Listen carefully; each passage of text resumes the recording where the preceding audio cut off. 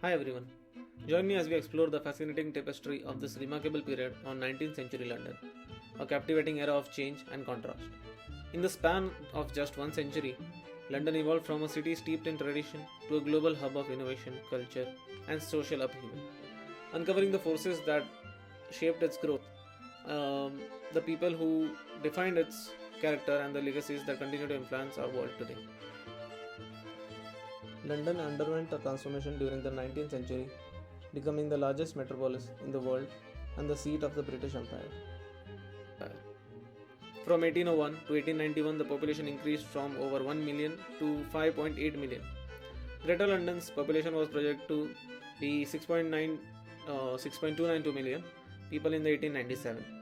By the 1860s, it was two-thirds of the size of Paris, one-fourth of the size of New York metropolis, and five times the size of Beijing, the metropolis with the second highest population in the world. Thanks. The Greater Exhibition of 1851 was one of the London's most well-known occasions in the 19th century. The exhibition, which was held at the Crystal Palace and featured Britain at the pinnacle of its imperial dominance, drew guests from all around the world. For the entire 19th century, London served as both the largest port on earth and a significant shipbuilding hub in its own right.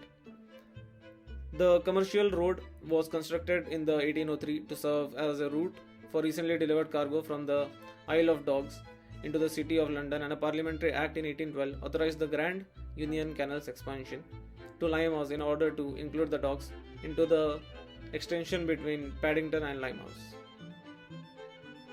Hi everyone, now I'll be talking about the impact of Industrial Revolution. London developed into a major trading, financial and political hub throughout its time. One of the key features that boosted the growth during the 19th century were the ports and the railways. New ports supported the city's status as the global commercial center were being developed in the east. The arrival of the railways in the 1830s, which caused thousands of people to be displaced and relocated population away from the city and into the suburbs, may have had the most impact on the growth of London. In 1836, the first railway in London was constructed between London Bridge and Greenwich, and a huge railway boom soon followed.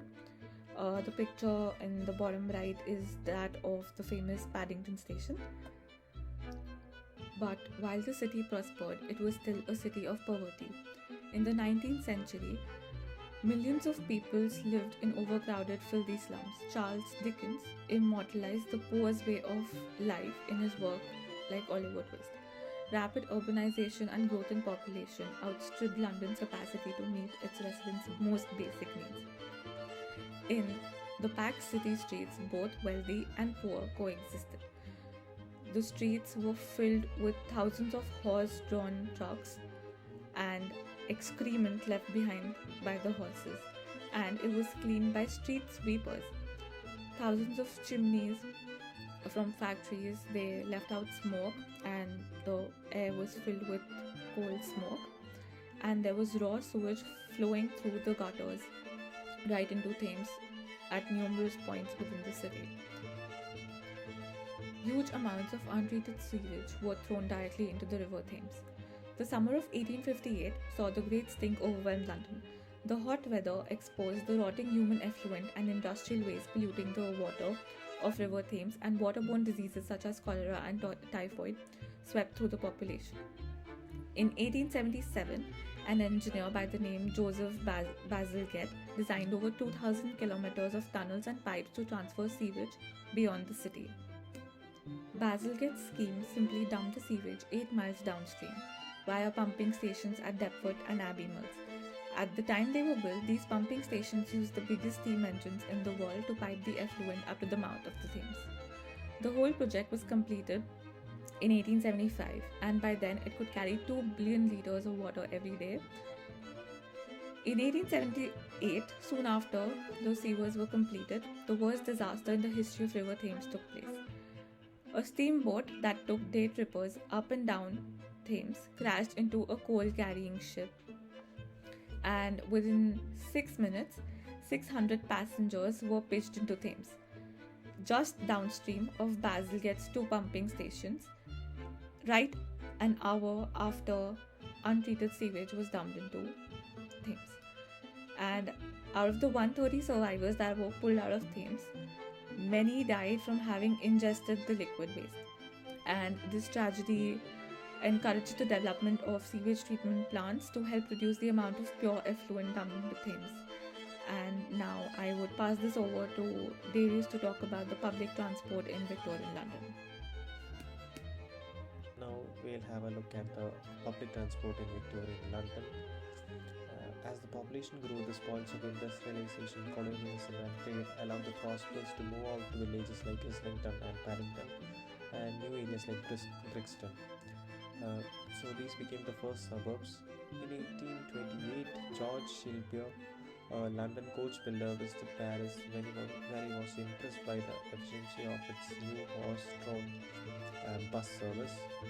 So the following year, he imported the idea to London and began operating horse-drawn omnibus connecting the suburbs of Paddington and Regent's Park to the city.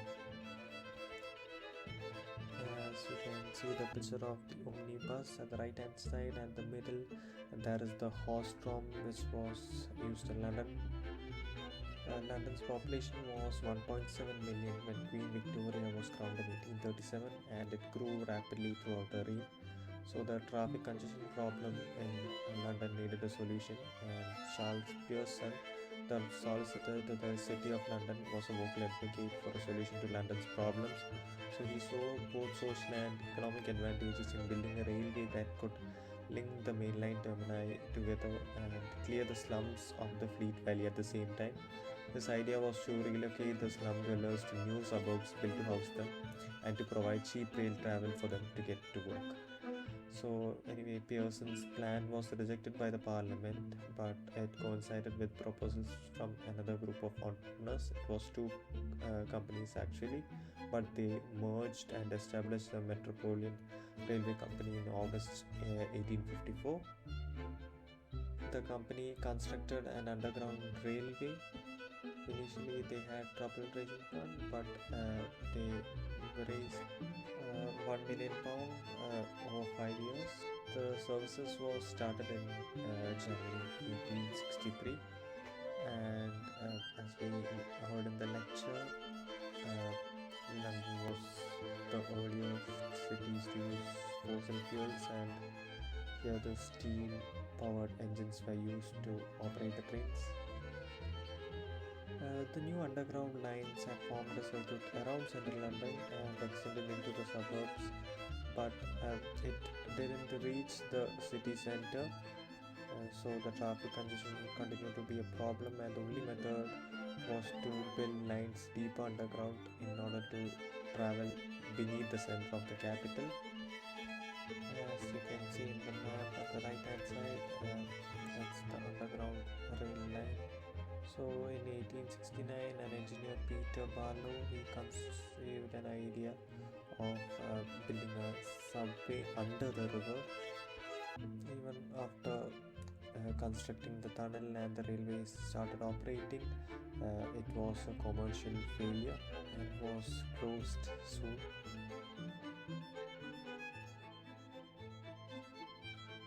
For the distinctive features, we'll start talking about the Tower Bridge in London. It is built between 1886 and 1894. It crosses the River Thames close to the Tower of London and is one of 5 London bridges owned and maintained by the Bridge House estate.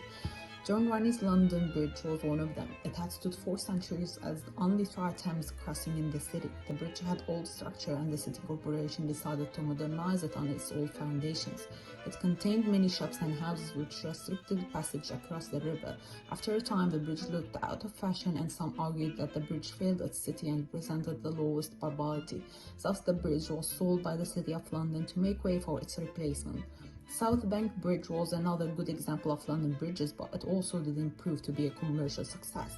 Nevertheless, for its time, it was the largest cast iron span attempt thus far. It was demolished in the 19th century to provide access for river traffic. As for why it was built, in the late 19th century, commercial development in the east end of London increased, leading to demand for a new river crossing downstream of London Bridge. traditional fixed bridge at street level could not be built because it would cut off access by sailing ships to the port facilities. Therefore, the Tower Bridge with bascule system was constructed to offer a clear passage for ships during the opening process. Nowadays, the Tower Bridge is surrounded by various cultural buildings, hotels, city malls, markets, coffee shops, and parks, making it an appealing tourist spot. Maps show active traffic with cars, pedestrians, and cyclists near the area of the bridge. And here we can see the location of some of the markets, coffee shops, and restaurants overlooking the bridge. Also at the top, the Tower of London, which is a historical building as well, close to the Bridge of London. As mentioned, the Tower Bridge is now a cultural and touristic attraction, and tourists can buy a ticket to go up to the bridge and enjoy the view. Another distinctive feature is the Big Ben, but why this clock tower was built? In 1834, a fire destroyed the Palace of Westminster, leaving only few parts of the palace standing. The next year, when reconstructing it, the Parliament opted to include the clock tower in the redesign.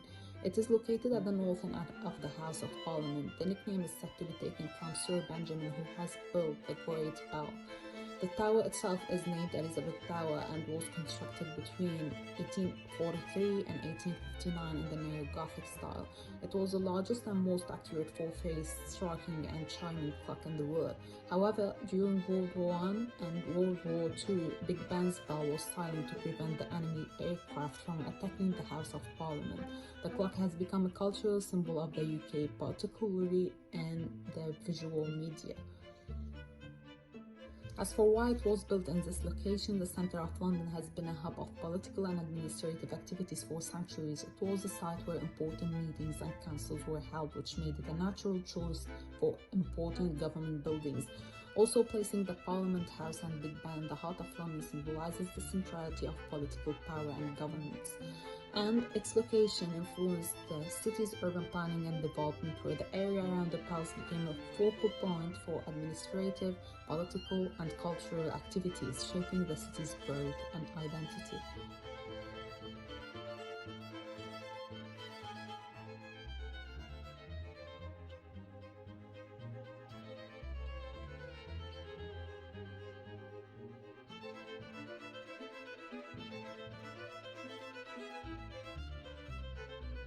Moving to streets, during the 19th century, Chatham's played a crucial role in London's maritime and industrial activities. The street was a bustling hub for trade and commerce. Warehouse and granaries lined the street, serving as storage facilities for important goods. As the shipping industries evolved and the nature of trade shifted, Chatham's was converted into residential spaces, offices, restaurants, galleries, and boutiques, with a return of its distinctive architectural features. The juxtaposition of old and new industrial heritage and contemporary design made Chatham's a unique and compelling part of London's urban landscape. Another interesting street is the Bathurst Mews. It is a historically significant street located in the heart of London. It was originally established as a mews, which is a row of stables with living quarters above them. It was created to serve the needs of nearby affluent residents, providing spaces for horses and carriages. As the modes of transportation evolved and urban dynamics shifted, the demand for horse-drawn carriages decreased, and the mews function changed to residential spaces, workshops, and business premises. Today, Bathurst Mews stands as a popular spot for visitors interested in exploring London's historical streets.